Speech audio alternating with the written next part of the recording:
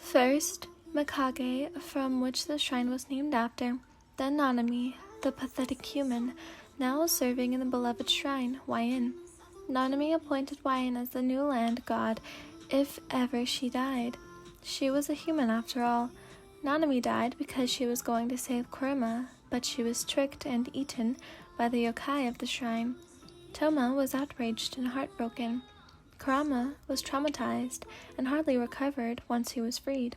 Iɪn was an old family friend who Nanami loved dearly, though they didn't see much of each other.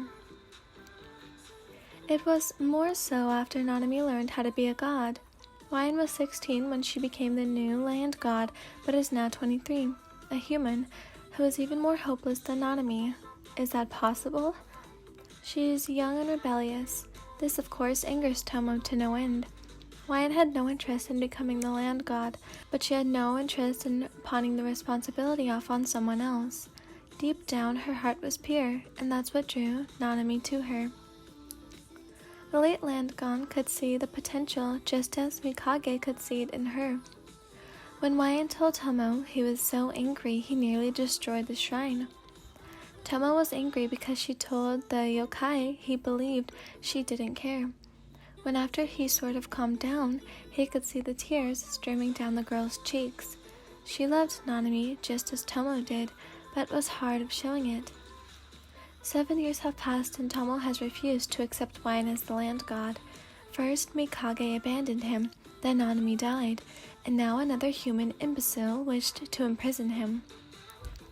He thought of himself, how much will I have to endure before I can live a peaceful, long life alone?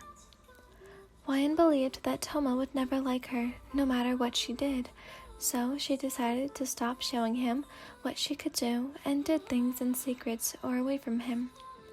The shrine spirits loved Iɪn dearly and would follow her everywhere, especially since Tomo wouldn't. They had to make sure nothing bad happened to her. Iɪn would go meet with humans who wished she heard and everything in her power to help them. Finally, one day, Tomo blew up. Iɪn told Tomo that she was going into town. At first, he had a flashback of when Mᴜsɪᴄ left, but he shook his head. He refused to let that haunt him, although, when she went, no one was with her. Kurama was walking by, on his way to record some songs for his new album. He saw Iɪn and his eyes widened. Flashbacks flooded his memory. Just as her name was about to exit his lips, another yokai walked up and started speaking with her. Iɪn, being the woman she is, liked to have fun when she sensed a yokai. She began to flirt with him when he tried eating her. Kurama could only stand there and watch. He didn't know if he should help or let her be, although he was shaken from his thoughts when Tomo kicked the yokai a feet away from her. Tomo vowed to never lose another master, not like the other ones. While the white fox battled the good-looking yokai, Iɪn was left unattended. Another yokai, not as good-looking, came up behind the young girl. He was about to gobble the youth in one bite, if Kurama didn't finally break from his trance once again. The pop star punched the yokai and grabbed Iɪn by the waist.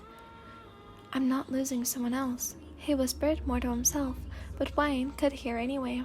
Iɪn held on as Kurama ran away from the scene. The Tengu took the youth back to the shrine and set her down. "Lady Iɪn, are you alright? Where is Master Tomo?"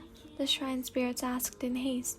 "I'm right here," the white-haired beauty informs from behind the Tengu and his damsel. "Tomo, why did you save me? I thought you hated me. And Shidru, why'd you help me?" The pop star looked at his feet. "I refuse to let anyone else I care about die." The two males reply in unison. The land god's eyes widen, and she looks between the two males. "They care about me?" The silence between them was too much for Tomo, so he was first to speak. "I don't care about you. Although you are the land god and you refuse to give the responsibility to someone more qualified." "Not qualified?" How am I not qualified? I have done my duty since day one. Just because you refuse to recognize me as the land god does not mean I have not done what I'm supposed to do. Tomo, you have no right to tell me that I'm unqualified. Everyone was shocked, to say the least, at Hwayen's outburst. Her chest heaved as she took deep breaths at a somewhat fast pace. Tomo was wide-eyed as his mind processed her words. Kurama slowly backed away. Where do you think you're going, Shinjiro? Hwayen asked, looking at the Tengu. The idol stopped and looked at the god. I just thought this was more of you and Tomo thing, so I was gonna leave. Hwayen shook her head. You saved me. Now I will make you dinner. Sit down at the table with Tomo and don't move. The two yokai were now scared of the youth, so they quickly sat at the table, while the god moved to the kitchen to make a nice meal for the three of them. Hwayen hummed while she made pork cutlet bowls. When she finished, she brought the bowls and set them down in front of the two males, then sat between them. They picked up their chopsticks and began eating. Thank you for the meal, Hwayen, Kurama says softly. Hwayen smiles and nods. You're welcome, Shinjiro. They continue to eat. They finish, and the shrine spirits take the dishes away to wash and put them away. Hwayen brought out the sacred sake that Mizaki made and poured some for all three of them. I want to play a game with you two. Hwayen, I insist that you do not drink and go to bed. Tomo stands and folds his hands together and closes his eyes. You will sit down and play a game with Shinjiro and I. Hwayen commands, and Tomo immediately sits down, his eyes wide. Sacred word binding, huh? Kurama asks quietly. Hwayen sighs, looking down. Tomo grabs the sake and downs it like a shot. What game shall we play, mistress? Hwayen ignored the fact that Tomo called her mistress for the first time and drank her sake. I want to play truth or dare. The two males sigh, but nod. As the night progresses and the more drunk they got, the more crazy the truths and dares became. Finally, Kurama dared Tomo to kiss Hwayen. Without hesitation, Tomo leaned over and kissed the girl, straight on the lips, to which she kissed back. Hwayen cups Tomo's face with both of her hands. He holds her waist and moves her into his lap.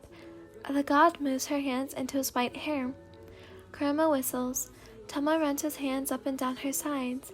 Hwayen moans softly against his lips, and pieces of clothing soon get thrown around the room. The shrine spirits help Kurama home as the two undress.